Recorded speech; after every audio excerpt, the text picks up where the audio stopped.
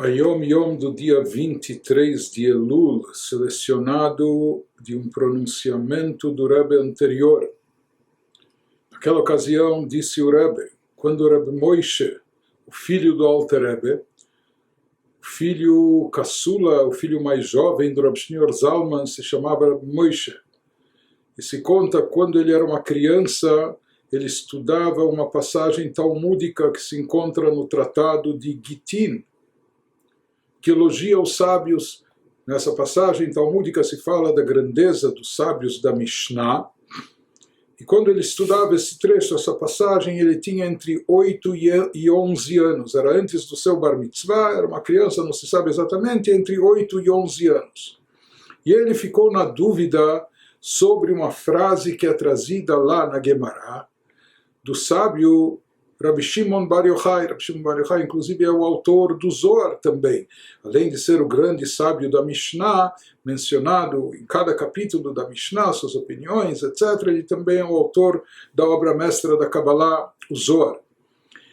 E lá o Talmud transcreve uma afirmação de Rabbi Shimon Bar Yochai, na qual ele se dirige aos alunos, aos seus alunos, e fala para eles: aprendam minhas midot. E já vamos ver o que significa essas midot em hebraico. Sobre isso há duas interpretações. Quando ele se dirigiu aos discípulos, aos alunos, dizendo a eles: assimilem, interiorizem, aprendam as minhas midot. A tradução literal da palavra midot é medidas, mas aqui midot também tem duas interpretações nesse contexto. Sobre isso há duas interpretações que são trazidas nos comentaristas do Talmud. De acordo com o Rashi, o comentarista clássico do Talmud, isso significa: aprendam a minha Torá, que ele falou para os alunos: prestem atenção e aprendam bem os meus ensinamentos, aquilo que eu transmito para vocês, conforme diz o Talmud lá na sequência, porque Rabbi Shimon Bar Yochai era aluno, discípulo de Rabbi Akiva, o grande mestre Rabbi Akiva, que viveu 2000 anos atrás, um dos maiores vultos na história judaica. E Rabbi Shimon Bar Yochai dizia: prestem bem no que eu ensino para vocês, porque aquilo que eu ensino e transmito para vocês é algo residual de tudo que eu aprendi de Rabbi Akiva. Então prestem atenção nos meus ensinamentos de Torá, porque esses ensinamentos eles contêm pelo menos um pouco, uma parte dos ensinamentos do grande mestre Rabbi Akiva. Mas há uma outra interpretação no Talmud, que qual é a intenção dele ao dizer aos alunos: aprendam minhas midot. Midot também faz referência a traços de caráter. Midot tovot, bons traços de caráter, boas virtudes, etc. Isso também é chamado de midot, em hebraico, no contexto judaico, rabínico, etc. E, de acordo com essa interpretação, ele estava dizendo aos alunos: aprendam dos meus traços de caráter, aprendam das minhas virtudes. Não para se gabar pessoalmente, Deus nos livre, mas aqui também, seguindo o que consta lá no Talmud, como que ele dizia: porque saibam que os meus traços de caráter, as virtudes que eu cultivei, as minhas atitudes, elas são algo do que aprendi do meu mestre Rabbi Akiva, do que assimilei dele, das virtudes e traços de caráter de Rabbi Akiva.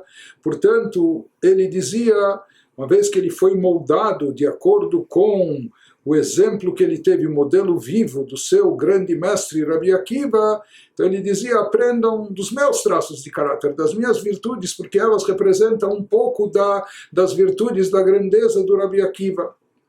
Então, essas duas interpretações dos nossos sábios sobre o que Rabbi Shimon Bar Yochai estava querendo dizer aos alunos, quando ele falou: aprendam das minhas midot. Se ele se referia a aprendam os meus ensinamentos da Torá, ou aprendam dos meus traços de caráter. E quando justamente ele estava debruçado sobre esse tratado talmúdico, essa Gemara, estudando esse texto, ele mesmo, Rabbi Moshe, quando criança ainda, ele estava na dúvida qual das duas interpretações é mais relevante, se aplica mais. Nesse momento, o Alter Rebbe o pai dele entrou no recinto e disse com entonação musical, como era o seu segredo hábito. O Alter Rebbe muitas vezes, assim como várias pessoas, ou Yehudim, ou sábios, quando eles estudam Torá, eles estudam com uma certa melodia. O Alter Rebbe também, ele falava e transmitia ideias, mensagens, com melodia, ele falava de forma melodiosa. Assim era o hábito, seu sagrado hábito. E assim ele disse para o filho caçula: a Torá que nos foi entregue é toda ela de boas virtudes. Na verdade, toda a Torá que nos foi dada por Deus, ela contém dentro de si o que? Mensagens para cultivar dentro de nós bons traços de caráter, boas virtudes, qualidades, etc., virtudes morais, qualidades éticas e assim por diante.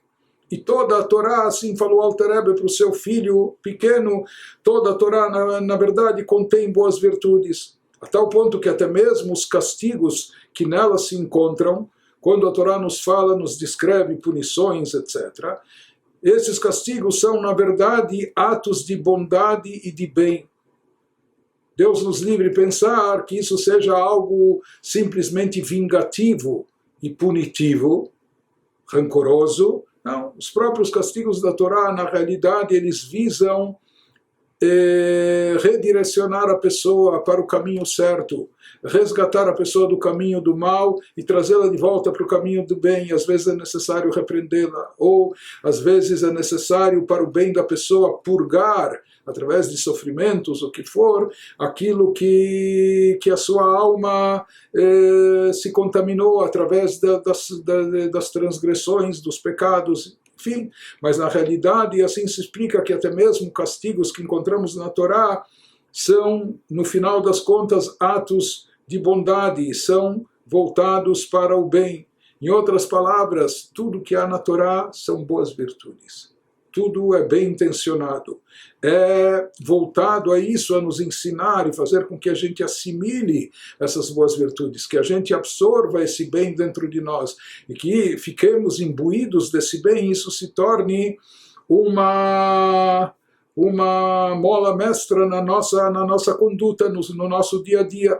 Portanto, disse o Alter Rebbe para o seu filho: saiba que ambas as interpretações são uma mesma coisa e interdependentes. As duas interpretações, uma dizia que Rabbi Shimon Bar Yochai falava: aprendam dos meus ensinamentos da Torá, e de acordo com outra interpretação, aprendam das minhas virtudes, ou dos meus traços de caráter. Diz o Alter Rebbe que as duas coisas estão interligadas, são interdependentes, uma depende da outra. Ou seja, quando há estudo de Torá, isso deve conduzir obrigatoriamente a boas virtudes, porque toda a Torá, ela visa nos levar, o conteúdo de toda a Torá são as boas virtudes, não é? Destacar e exaltar as boas virtudes para que a gente adote elas na nossa conduta e vice-versa. Não pode haver boas virtudes sem o estudo da Torá. Portanto, assim disse o Alter Rebbe, não pode haver boas virtudes sem Torá. O Yehudi, o ser humano só vai cultivar de fato boas virtudes de forma consistente quando ele estudar a Torá divina. E nem tampouco é possível que haja Torá sem boas virtudes. Se a pessoa está estudando Torá e não está cultivando boas virtudes, é sinal que ele não está estudando direito, que ele não está absorvendo o aprendizado. Isso ensinou o Alter Rebbe para o seu filho pequeno. E interessante, nos conta o Ayom Yom, relatando o que falou o Rebbe anterior, naquele Fabrengen, naquela reunião hassídica, que exatamente o mesmo aconteceu com o Tzemach Tzedek, aconteceu também com o neto do Rav Shneur Zalman, que iria se tornar o terceiro Rebbe de Chabad, o Tzemach Tzedek, quando ele tinha também, quando estava na mesma faixa etária, entre 8 e 11 anos. Então o mesmo se repetiu com ele, que ele estava estudando esse mesmo trecho da Guimará, e nele se despertou a mesma pergunta que teve o seu tio, o Reb Moshe, que também quando tinha essa idade, qual das duas interpretações é mais válida. e depois lhe foi informado aquele ensinamento do Alter Rebbe, que as duas interpretações são válidas e, na verdade, elas se complementam e elas são interdependentes. Quando há a Torá, tem que haver boas virtudes, e só há boas virtudes através da Torá.